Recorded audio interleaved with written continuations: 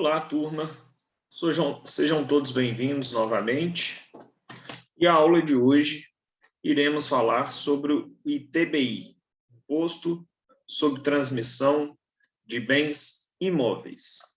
A primeira situação e recomendação que eu peço a vocês é que peguem de novo aí a Constituição e o Código Tributário Nacional para a gente falar as regras gerais acerca aí do ITBI, né?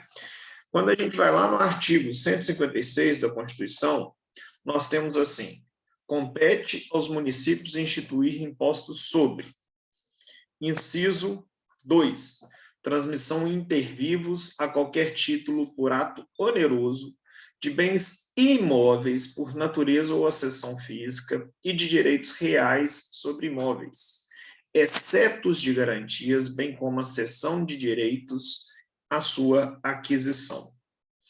Esta aula é uma aula muito interessante e é o último imposto que a gente vai ver de competência dos municípios, porque nós já estudamos o Imposto sobre Serviços, ISS, já estudamos o IPTU, Imposto sobre a Propriedade Territorial Urbana, e agora passamos a estudar o ITBI, o último imposto de competência aí dos municípios no artigo 156 da Constituição.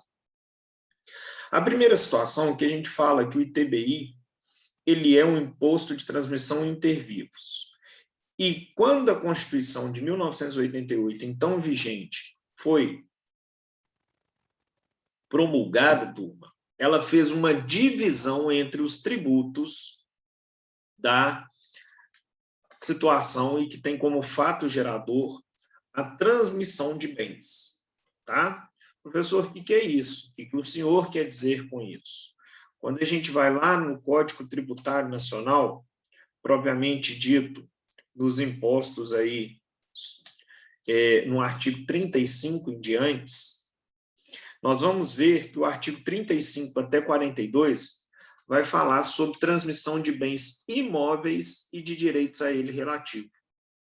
Só que nós aprendemos no semestre passado que a Constituição é de 1966 e ela foi recepcionada o Código Tributário Nacional é de 1966 e ele foi recepcionado, no caso, pela Constituição de 1988. O que isso representa? Que antes da Constituição de 88, todo o imposto de transmissão era de competência do Estado. E a Constituição de 88, ela veio e dividiu essa competência. Parte de transmissões é de competência do Estado e parte de transmissões é de competência do município. Então, quando vocês estudarem, vocês têm que observar o que está disposto na Constituição e o que está disposto no CTN, aplicando o CTN junto à Constituição por conta das mudanças constitucionais. Então, quando eu vou falar de transmissão de bem imóvel por ato oneroso, ou acessão física, ou direitos reais, nós vamos falar de ITBI. Quando eu for falar em questões voltadas a situações de transmissão causa-mortes, eu vou falar de ITCD. Mas isso eu vou explicar melhor ao longo dessa aula e da outra aula, que é a aula de ITCD. Então, voltando lá no artigo 156 da Constituição, ela vem e fala: transmissão inter vivos. O que é, turma, essa transmissão inter vivos? Essa transmissão inter vivos nada mais é do que a compra e venda de imóvel. Ou seja, por ato, a qualquer título, por ato oneroso, compra e venda de bens imóveis, né? E antes da gente começar a definir cada item desses, é importante a gente voltar numa matéria, o famoso direito civil, onde vocês aprenderam lá em contratos, toda essa situação de um contrato e de uma questão de compra e venda, até mesmo para a gente entender como que se dá na prática o ITBI. Então, o ITBI, um dos fatos geradores dele é a famosa compra e venda de imóvel, ou seja, ato oneroso entre vivos. Ok. E aí é importante lembrar lá no contrato. E aqui a gente para um pouquinho com o tributário e vai para o direito civil, falar um pouquinho de contratos. E quando a gente aprende contratos, é muito interessante que no contrato a gente tem algumas peculiaridades lá que eu brinco muito com as pessoas, eu falo assim, às vezes eu não tenho intenção de advogar e atuar na área do direito, mas eu desejo que você tenha apenas ou corra atrás e conquiste um patrimônio na sua vida. E se você conquistar, você tem que saber o que você está adquirindo. E mesmo que às vezes você não vai atuar, alguém pode chegar um dia para você e falar, olha, eu estou comprando um imóvel, eu estou comprando isso, dá uma olhadinha se está certo ou errado. E aí é muito interessante, turma, vocês observarem essa situação. E essa situação, ela se dá de uma forma extremamente importante. Porque, vamos pensar, o João está a fim de comprar um imóvel. Ele e Maria vão casar, ou estão casados e vão comprar um imóvel. Comprar imóvel não é igual comprar roupa, né? Você cansa e troca, muda, desvencilha disso. Comprar imóvel é diferente. Comprar imóvel, a gente precisa aí de uma série de coisas acerca dele. Então, vamos pensar aqui, vamos supor aí que o João e Maria vão comprar um determinado imóvel. Estão afim, estão correndo aí para comprar este imóvel. E aí eles vão achar aí um corretor que vai mostrar para eles vários imóveis a respeito disso. E aí, quando eles gostam, sempre vem aquela conversa, né? Tem outro querendo, vamos assinar um contrato, vamos fazer, vamos acontecer. E aí você faz o famoso contrato de gaveta, que é uma promessa de compra e venda. E essa promessa de compra e venda, geralmente você dá um sinal para garantir o negócio e garantir a compra e venda. A primeira coisa, quando a gente vai comprar um imóvel, isso serve para outras questões também, é fazer um levantamento da saúde deste imóvel, em questão documental e tributária, e da saúde de quem está vendendo, por questões documentais e tributárias. Então, a primeira situação que eu tenho que pedir é a certidão de ônus e ações e a matrícula atualizada do imóvel. O que é a matrícula do imóvel? Todo imóvel está registrado, turma, dentro de um cartório de registro de imóveis. Exemplo, em Belo Horizonte nós temos 7 cartórios de registro de imóveis, sendo que cada cartório tem uma circunscrição específica. E aí eu peço essa matrícula atualizada, onde essa matrícula nada mais é do que todo o histórico. Mostra tudo daquele imóvel. Então, vai mostrar o registro, quem que foi o dono anterior, quem que foi o dono atual, quem é o dono atual, se esse imóvel foi objeto de alguma penhora, se essa penhora já foi baixada ou não, se esse imóvel foi objeto de um financiamento bancário ou não. Então, a matrícula atualizada mostra justamente todo o histórico do imóvel. E aí você tem que conferir se existe alguma restrição neste imóvel. Além disso, você tem que pedir também, para quem está te vendendo, a certidão de ônus e ações, mostrando que o imóvel está livre e desimpedido do registro. Tá? Essas duas questões são importantes. E aí, em cima disso, você vai pedir cópia do RG ou da CNH de quem está te vendendo.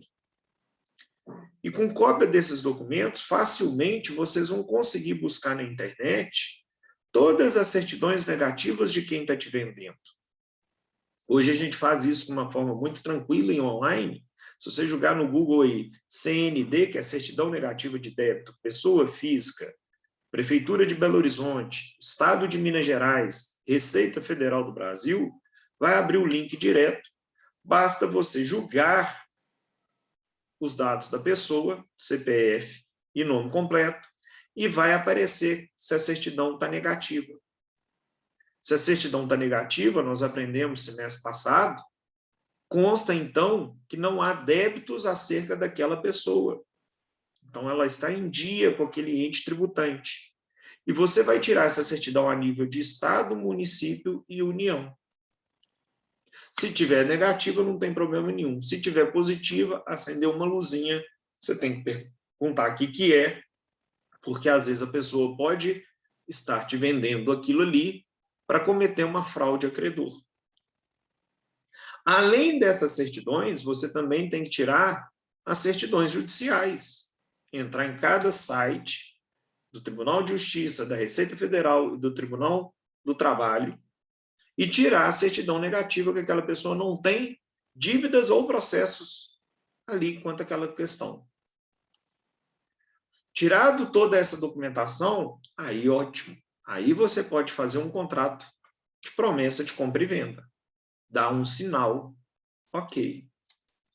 E aí, por conta disso, você tem todos os documentos necessários a fazer o quê?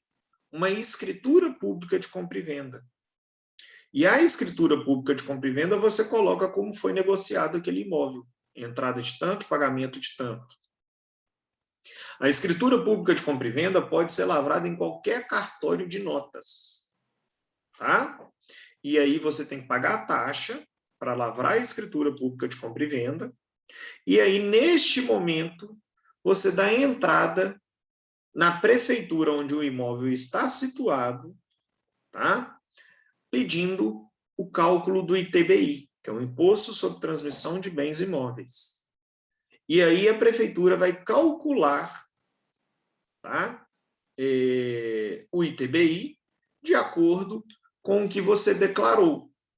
Só, então, o lançamento do ITBI é um lançamento por declaração.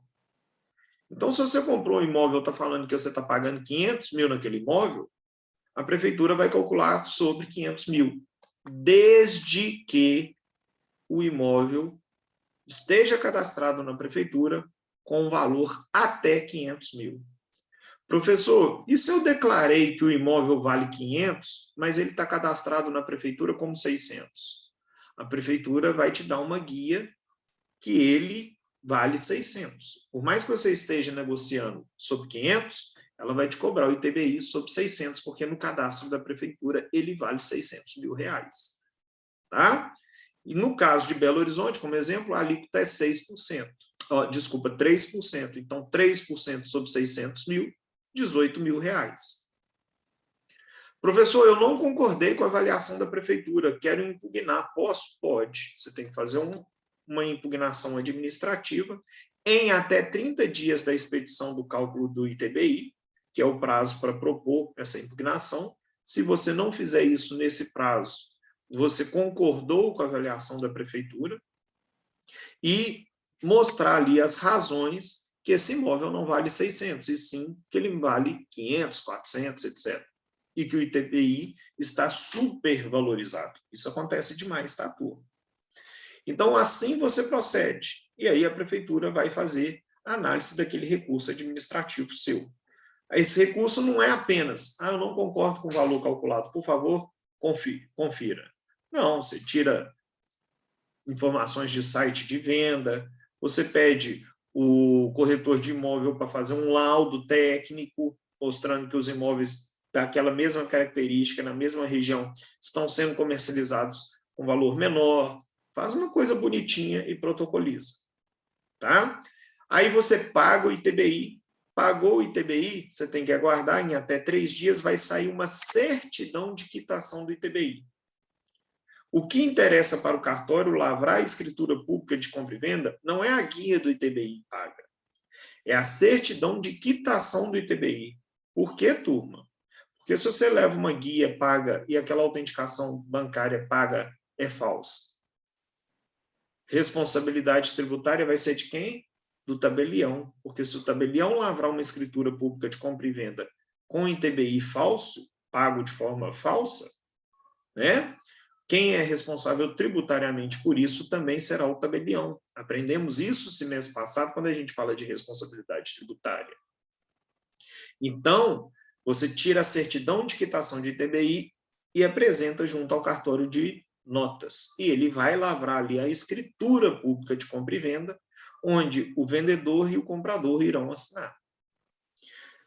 Feito isso, ele emite a escritura definitiva de compra e venda, que você vai ter que pegar essa escritura e registrar no cartório de um imóvel onde o seu imóvel está registrado. Só assim você se torna dono proprietário daquilo. Professor, mas eu comprei um imóvel e não precisei passar por cartório de notas, foi tudo no cartório de imóveis. Provavelmente, então, você comprou um imóvel por meio de um financiamento bancário. Porque quando você faz um financiamento bancário, o contrato de financiamento bancário lavrado junto à instituição financeira, turma, tem força de escritura pública de compra e venda. E aí, este contrato de financiamento é levado diretamente no cartório de imóveis, por isso dessa diferença. Então, é importante a gente entender toda essa documentação que precisamos buscarmos no ato de uma consultoria. Gente, isso é muito importante para a gente que está formando em direito. Porque quando uma pessoa liga para você ou te procura e fala assim, eu estou comprando um imóvel, eu quero que você analise meu contrato de compra e venda, o contrato é a coisa mais simples, turma. E isso vocês têm que vender. E a pessoa está comprando uma coisa muito preciosa. O contrato você joga no Google e pega um modelo. Mas o importante não é só o contrato. O importante é o levantamento de informações e documentos. Ah, professor, mas eu deixo com o despachante. E o despachante faz para mim. Vocês sabiam que existe uma disposição legal que você pode fazer uma escritura pública de compra e venda de imóvel e abrir mão da apresentação dos documentos e das certidões negativas? Pode. Qual que é o problema disso? Se amanhã tivermos uma ação de fraude a credores, você atestou ali na escritura que você abriu mão de apresentar certidões negativas. Ou seja, você está convalidando que você não fez a fiscalização daquela documentação. Então, isso tem que tomar um cuidado danado, porque a maioria dos despachantes quer o quê? Fazer o serviço. E aí, o comprador abriu mão de apresentar os documentos A, B, C e D. Não façam isso. Que eu coloque lá que apresentou todas as certidões negativas. Isso mostra uma diligência sua a respeito disso. Eu tive um caso muito interessante que uma pessoa foi comprar um imóvel. Quando eu fiz o levantamento, quem estava vendendo estava com uma série de dívidas, mas era porque era uma pessoa empresária. E aí essa empresária, mais do que normal ter dívidas. Aí a pessoa que estava comprando, que era minha cliente, falou, mas eu quero comprar esse imóvel. Eu falei, então ótimo. Então vamos pedir quem está te vendendo a comprovação de que ela tem um patrimônio muito maior do que a dívida dela e que ela está vendendo só esse bem imóvel. Porque se amanhã, daqui uns 3, 4 anos, alguém virar falar assim, quem te vendeu cometeu fraude ao credor, você vai virar falar assim, não, está aqui o imposto de renda de quem me vendeu, e na época ela tinha tais patrimônios suficientes para garantir todas essas dívidas. E assim fizemos e deu super certo.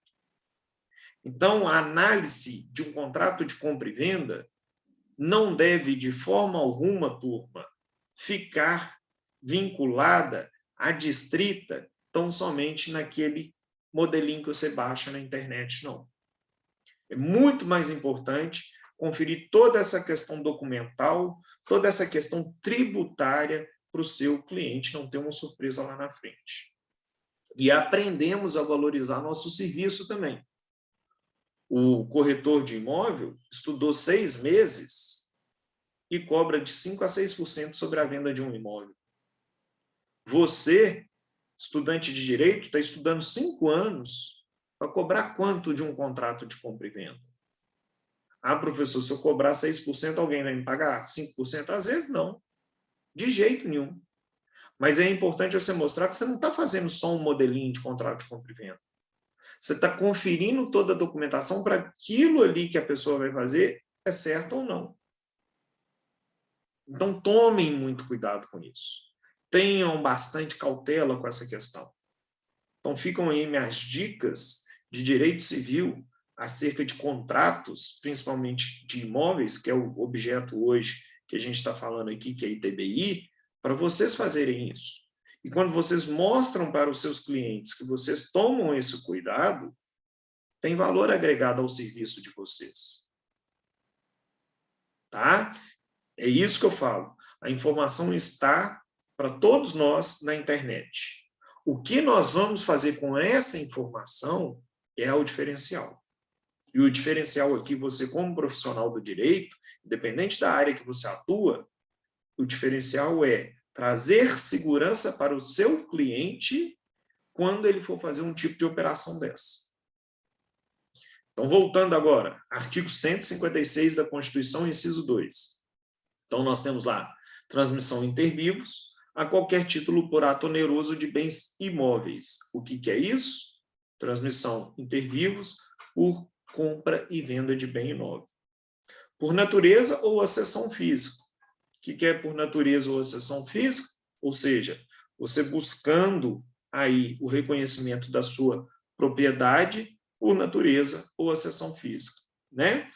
Podemos falar aí a famosa posse ad uso capione, né? Ou seja, eu estou ali na posse daquele imóvel e uma das coisas para me comprovar é justamente eu ter aquele imóvel e comprovar que ele é meu. E se eu comprovar que ele é meu, eu passo e registro ele em meu nome e vou pagar o quê? ITBI. E também direitos reais, gente. O que é o direito real sobre imóvel? O direito real sobre imóveis são aqueles direitos onde você tem alguma questão sobre aquele imóvel. Então, exemplo, o direito de uso, o direito de passagem.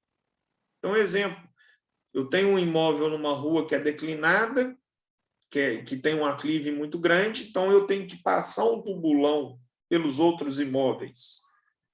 Aquele tubulão subterrâneo ali, ele gera um direito real, que é um direito de passagem, né? Então, isso tem que ser registrado e há incidência de TBI.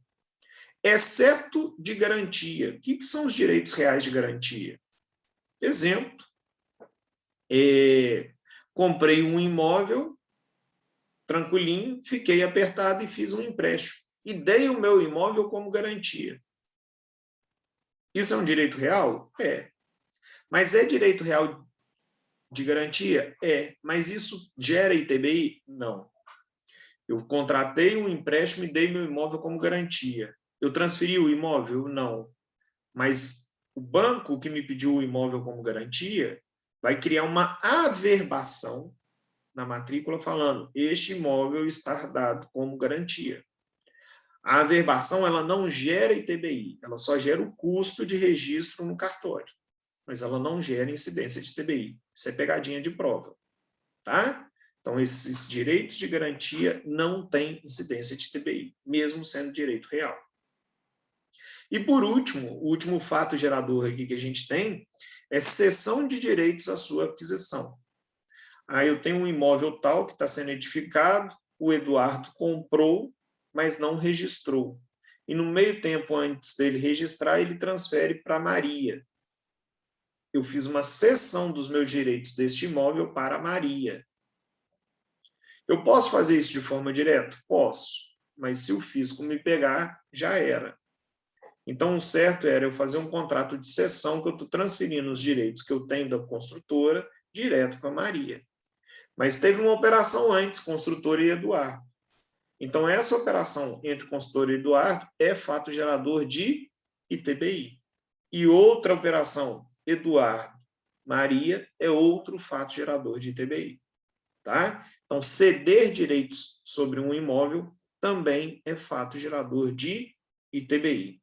Tranquilo até aí? Ok. Parágrafo 2º do artigo 156 da Constituição vem e fala: acerca do ITBI, não incide sobre a transferência de bens ou direitos incorporados ao patrimônio de pessoa jurídica em realização de capital, nem sobre a transmissão de bens ou direitos decorrentes de fusão, incorporação, cisão ou extinção de pessoa jurídica, salvo se, nesses casos, a atividade preponderante do adquirente for a compra e venda desses bens ou direitos, locação de bens imóveis ou arrendamento mercantil. Vamos lá. Primeira situação aqui, turma. O que é a incorporação de um imóvel em pessoa jurídica?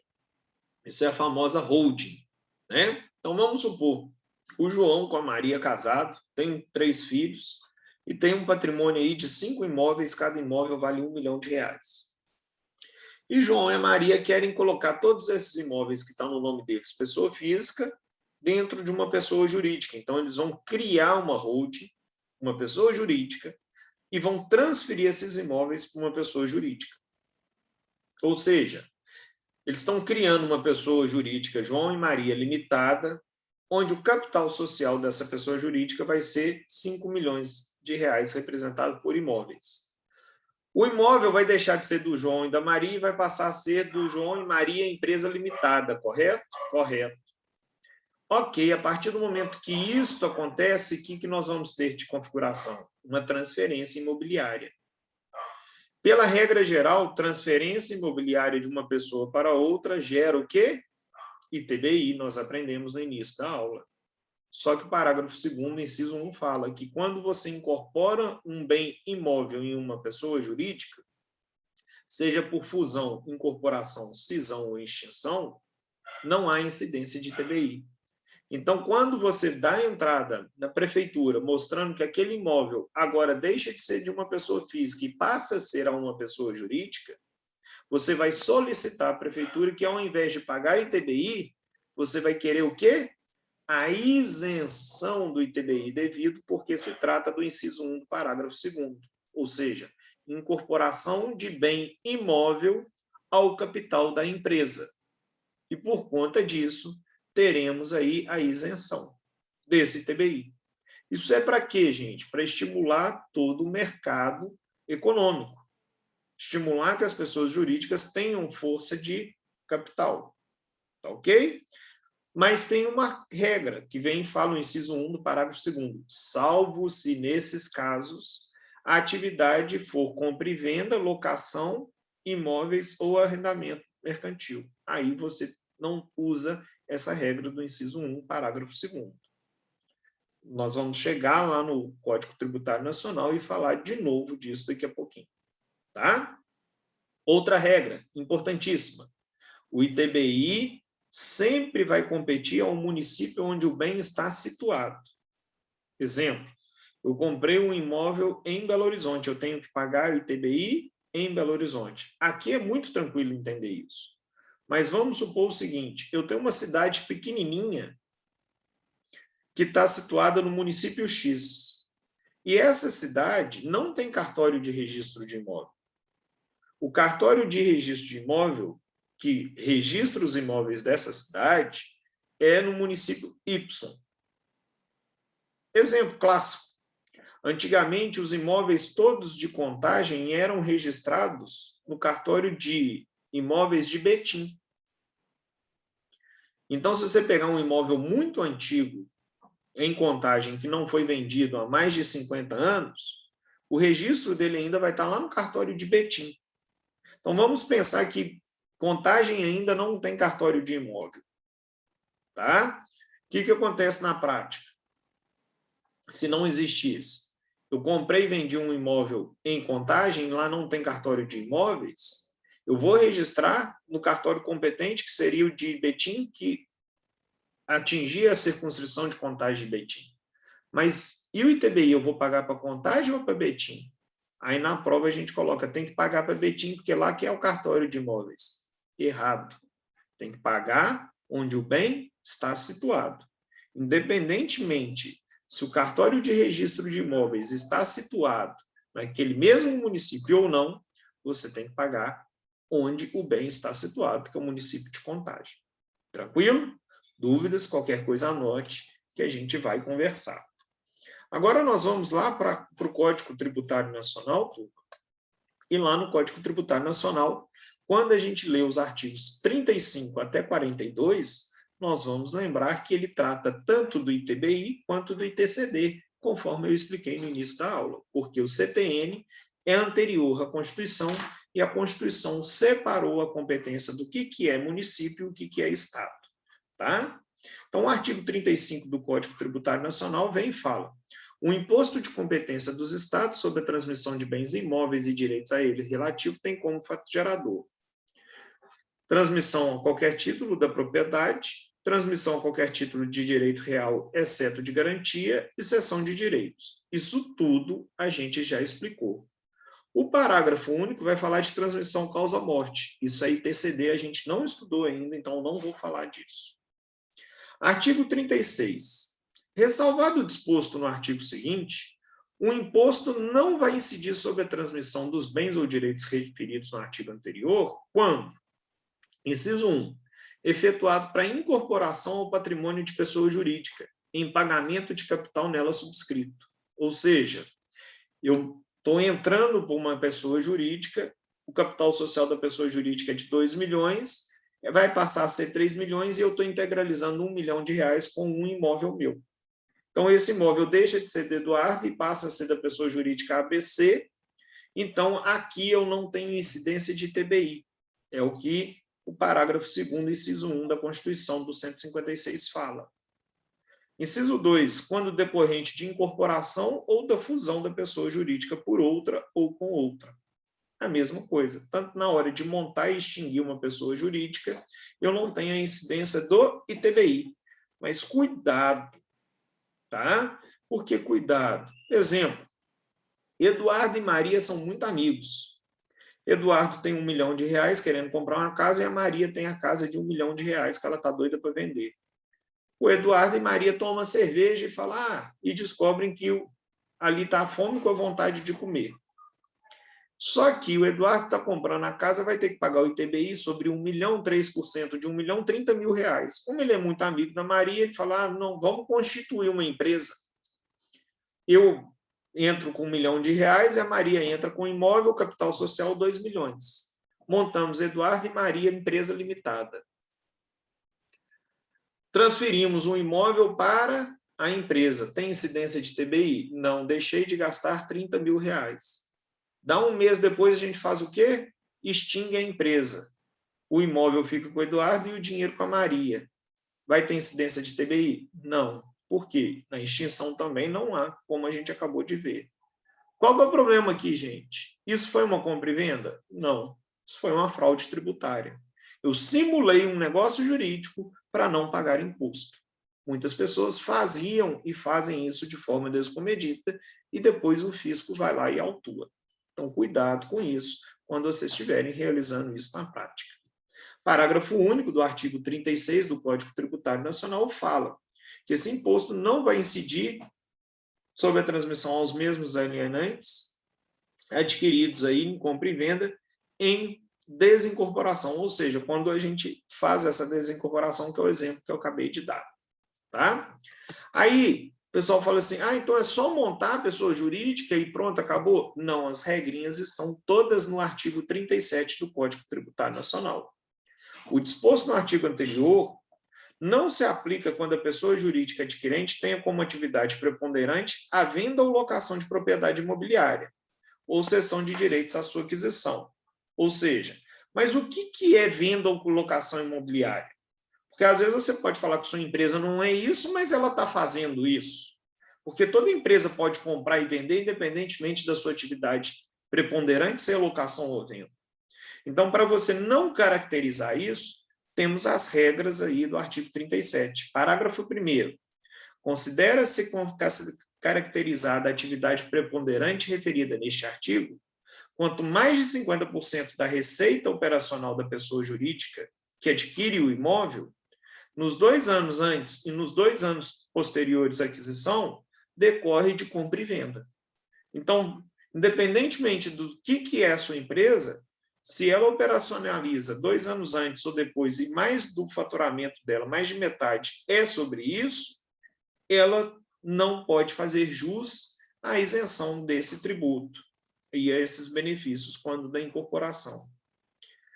Professor, e se a empresa está começando agora e no ato de início ela comprou um imóvel, incorporou um imóvel? Parágrafo 2º, se a pessoa jurídica adquirente iniciar suas atividades após a aquisição, ou menos de 2 anos antes dela, vai apurar por preponderância referida no parágrafo anterior, levando em conta ainda os 3 anos posteriores à aquisição daquele imóvel dentro da pessoa jurídica. Parágrafo 3º, verificada a preponderância nesse artigo, torna-se devido o imposto nos termos da lei sobre o valor do bem e direito. Então, se o fisco municipal concede a isenção por conta dessa regra constitucional, tá? E deixa de cobrar, mas verifica depois que houve uma fraude, vai ser cobrado o ITBI desde a data do fato gerador, com multa e juros sobre ele. Parágrafo 4º, o disposto neste artigo não se aplica à transmissão de bens ou direitos quando realizado com o conjunto ou com a totalidade do patrimônio da pessoa jurídica alienante. Ou seja, quando você tem todo o patrimônio, não vai se aplicar aí essa questão. Artigo 38, já falamos, como que se calcula o ITBI? Valor venal dos bens, tá? Do imóvel aí, que é o valor de mercado, e já falei, inclusive, como se impugna isso ou não. Artigo 39, a alíquota do imposto não excederá os limites fixados no Senado. Nós temos aí o ITBI em Belo Horizonte com a alíquota de 3%.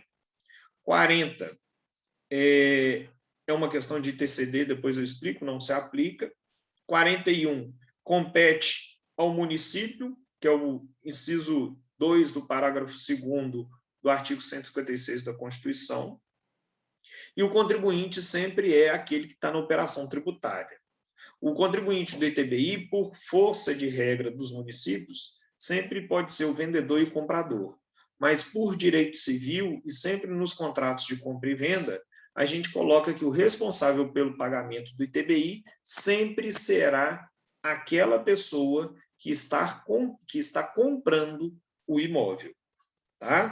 Então, até agora, nós já falamos questão contratual, questão de direito civil, questões do ITBI perante a Constituição e questões do ITBI perante aí o CTN. Então, só ver uma situação aqui dos municípios, os fatos geradores nós já falamos. Professor, o ITBI e o IPTU são tributos municipais, impostos municipais. Por que a base de cálculo do ITBI é mais atualizada do que do IPTU? Porque o IPTU leva um valor de referência generalizado. O ITBI, ele pega o valor atual de venda do seu imóvel. Então, se você pegar hoje aí seu imóvel, você pagou R$300 mil no seu apartamento, você pode pegar a guia do IPTU lá e vai falar que na guia do IPTU que seu apartamento vale 150. E aí, quando eu vender, eu falo que vale 150? Não, vai ser calculado sobre o valor de mercado aí também, tá? Só abrir uma súmula aqui para ver se é importante falarmos dela também. Vamos lá. Súmula 656 do STF fala: é inconstitucional a lei que estabelece alíquota progressiva para o ITBI, com base no valor venal do imóvel. O que é isso? Eu não posso criar um ITBI progressivo sobre o valor do imóvel. Então, exemplo, em Belo Horizonte, o ITBI é 3%. Vendi um imóvel de R$100 mil, 3% sobre 100 mil, 3 mil. Vendi um imóvel de R$1 milhão, 3% sobre 1 milhão, 30 mil.